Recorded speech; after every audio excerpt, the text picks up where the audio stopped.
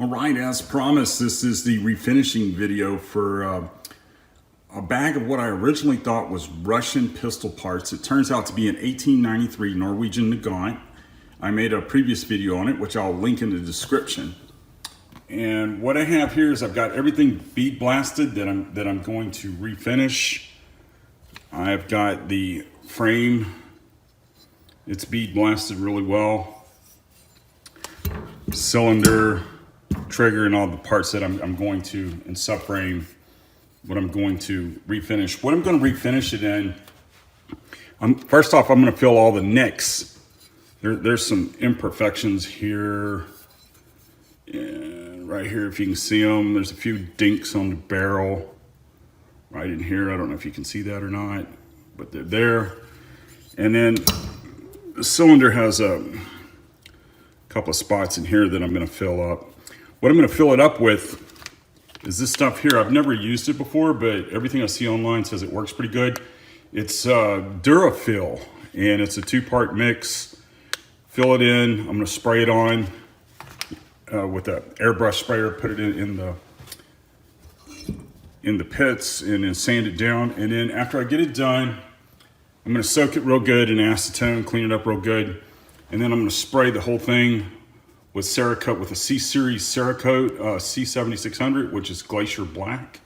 I've sprayed a few guns with this. It turns out really well. That's the air dry Cerakote. You don't have to oven cure it. All right, so let's get it all cleaned up and get it Durafilled, and I'll be back. All right, guys, as promised, I'm back. Off camera, I ran into some difficulties with this Durafil product. It's called Durafil. I followed the directions, mixed it 12-to-1 ratio. I sanded it, did everything you were supposed to.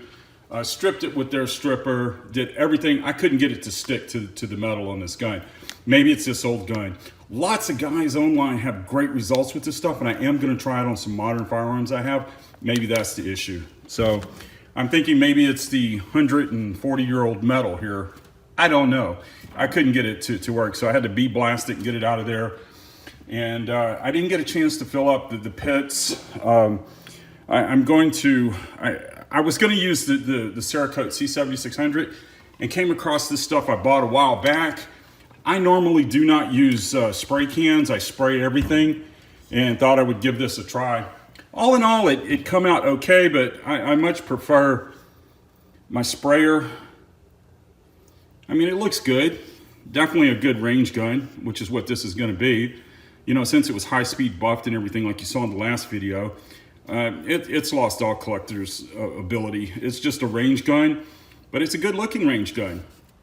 I really love this gun. This gun, the action on it is tight.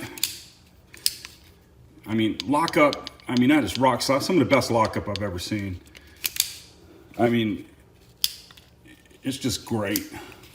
You can see that rebounding hammer there when I let go of the trigger. That hammer moved forward. Genius little safety device back in that time.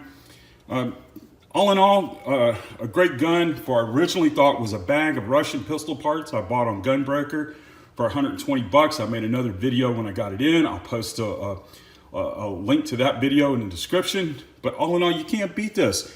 I've got about, I don't know, $30 for the can of Duracoat and $120, roughly less than $200 for an 1893 Norwegian Brevet Nagant.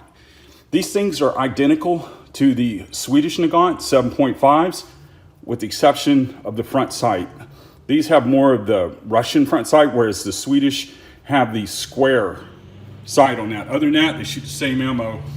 I am going to take this to the range. I will make a range video. I will shoot both reformed 3220 brass into the proper 7.5 specs, and 32 Smith & Wesson longs, which shoot beautiful through these 7.5s. No problems at all shooting 32 Smith & Wesson longs. Accuracy is pretty decent. So all in all, very pleased with this. And thank you for watching. Please like and subscribe. It really helps me out with the algorithms, and any little help I get. I know I'm not as good as some of the big guys, but I'm trying my best to get there. I have dozens of CNR rifles and pistols I want to show you guys, so any little bit helps me out. Thank you.